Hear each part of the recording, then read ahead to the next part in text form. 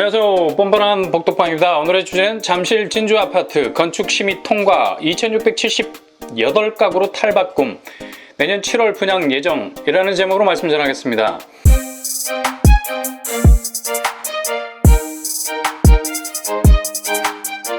서울에서 재건축 단지들로 가장 뜨거운 곳이라 하면 아마도 송파구 잠실일 겁니다. 여기는 잠실 주공 5단지 그리고 미성 크로바를 비롯해서 굵직한 재건축 정비 사업이 한창 진행 중인 곳이라 말할 수 있죠. 특히 잠실 진주아파트가 서울시 건축위원회 심의를 통과해버렸습니다. 정비 사업 단계 중에서 가장 까다로운 지점이 바로 건축 심의 과정이죠. 왜냐하면 여기서 문제가 발생하면 재건축 속도에 병목 현상이 발생하기 때문입니다. 1년이고 2년이고 황금 같은 정비 사업 기간이 속절없이 흘러가기 때문입니다. 잠실 진주 아파트 역시 2018년 관리 처분인가를 이미 다 받아놓은 상태였습니다. 그리고 작년 8월에 이주까지 해서 100% 이 모든 과정을 완료했죠. 이 정도면 재건축에 박차를 가할 수 있는 여건이 조성이 된 것이나 마찬가지라고 할 수 있겠습니다. 그런데 덜컥 설계 변경에 따른 인허가 문제로 사업이 잠정적으로 중단이 됐습니다. 잠실 진주 아파트는 특별건축 지역으로 지정이 되었습니다. 특별건축 지역으로 지정이 되면 일반 건축 과정보다 상당히 디테일하게 모든 건축 과정이 진행이 됩니다. 최소한의 건축법만 지키는 것이 아니라 도시 경관도 생각해야 하고 주변 환경도 고려해야 하는 건물을 지어야 하는 거죠. 특히 잠실 진주 아파트 주요동은 올림픽로 랜드마크형 그리고 올림픽 대로변 경관 특화형, 단지 내 커뮤니티 가로변 특화형, 복합생활 가로형 특화형으로 설계 방향이 바뀌었습니다.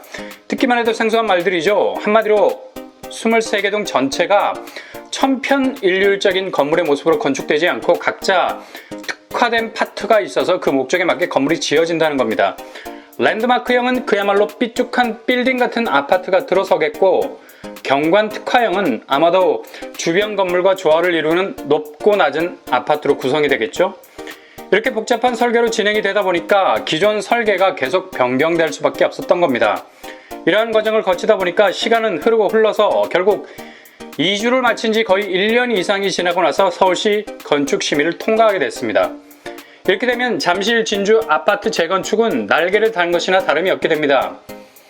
왜냐하면 이후에 거쳐야 할 복잡한 단계들을 미리 앞당겨서 매듭을 지어놨기 때문에 착공에 들어가기만 하면 된다는 얘기죠.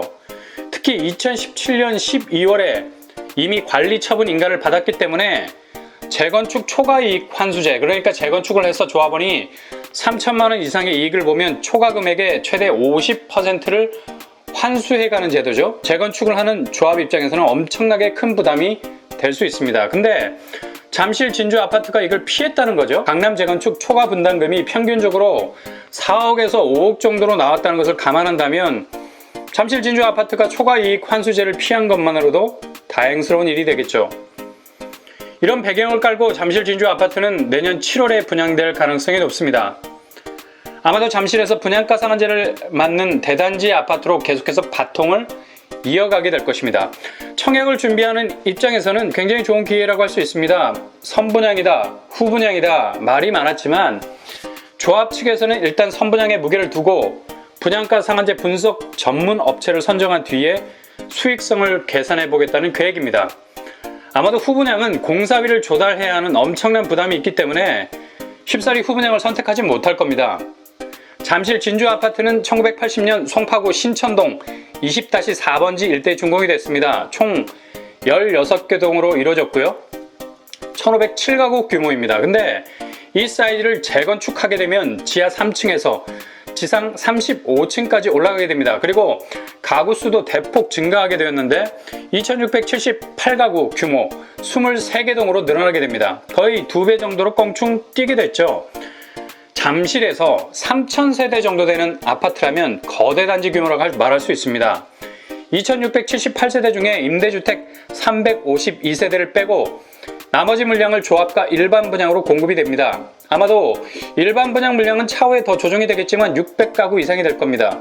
평형은 43제곱에서부터 157제곱까지 다양한 평형으로 구성이 되어 있습니다. 주로 31평대에서 34평대가 40% 이상을 차지하고 있어서 30평대가 주력을 이루고 있습니다. 43제곱이 181세대, 59제곱이 408세대, 74제곱이 112세대, 84제곱이 1031세대, 104제곱이 227세대, 118제곱이 106세대, 129제곱이 126세대, 157제곱이 131세대, 125제곱 펜트하우스가 2세대, 135제곱 펜트하우스가 2세대, 이런 식으로 구성이 되어 있습니다.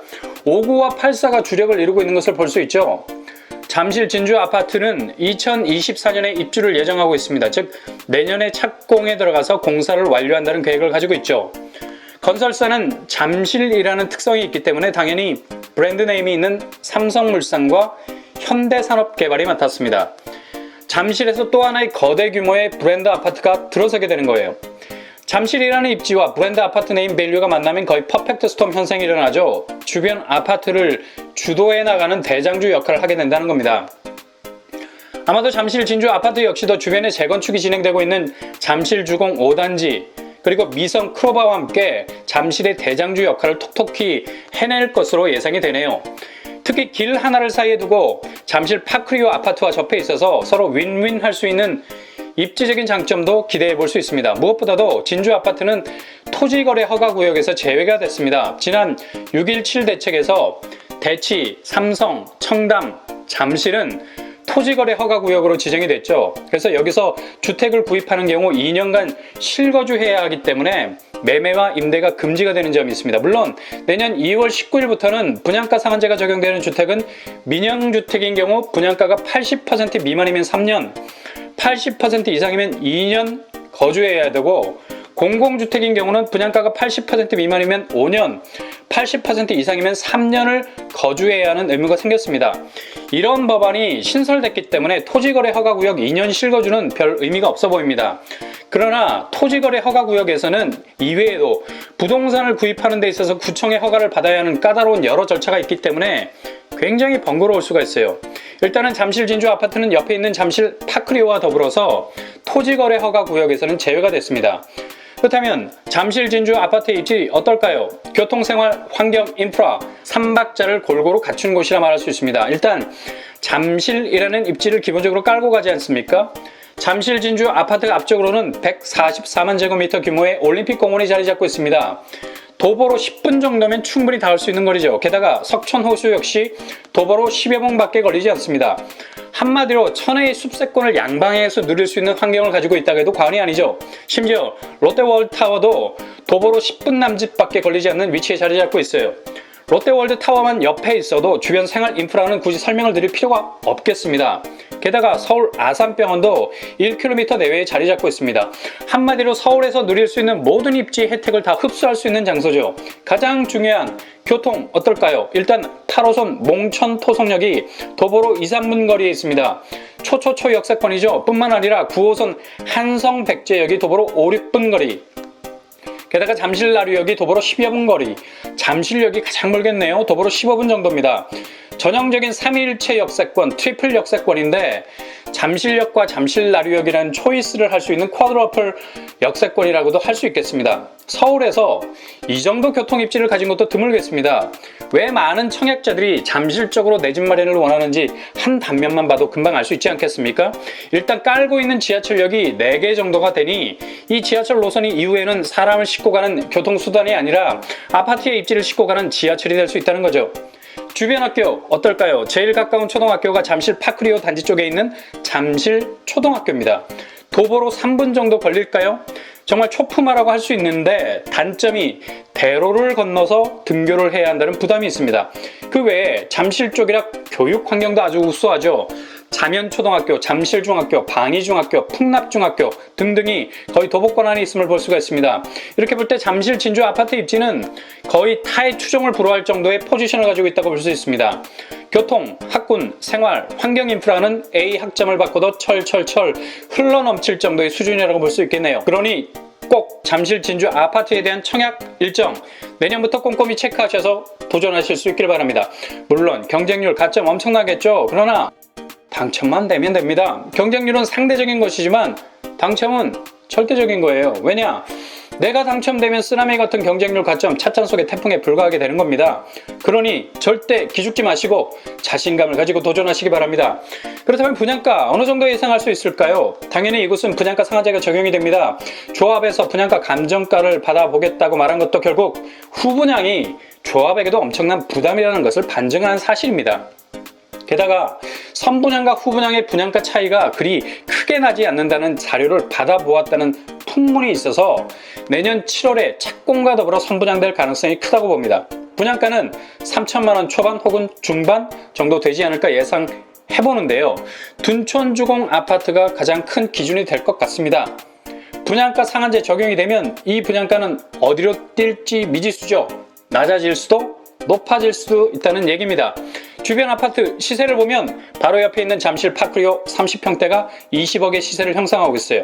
13년 정도 된 구축 아파트인데도 엄청난 힘으로 시세를 끌고 가고 있죠. 입지 때문입니다. 그렇다면 2019년에 건축한 잠실 올림픽공원 아이파크 30평대는 17억 원대를 형성하고 있죠.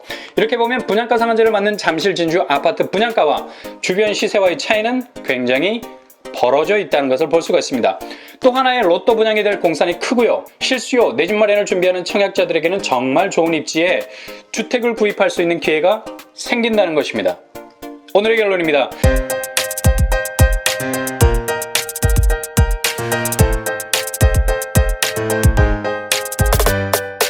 잠실 진주 아파트는 첫째, 내년 7월 선분양을 기대할 수 있는 아파트입니다. 둘째, 잠실의 초입지에도 불구하고 분양가 상한제로 나오는 아파트입니다. 셋째, 쿼드러플 역사권이라 향후 입지적 가치는 더욱 탄탄해질 겁니다. 넷째, 청약자들에게는 잠실로 진입할 수 있는 아주 좋은 통로가 될 수 있는 아파트입니다. 여러분의 도전기가 항상 성공기가 되시기를 기원합니다. 이상으로 뻔뻔한 복덕방을 마치겠습니다. 구독과 좋아요 부탁드립니다. 감사합니다.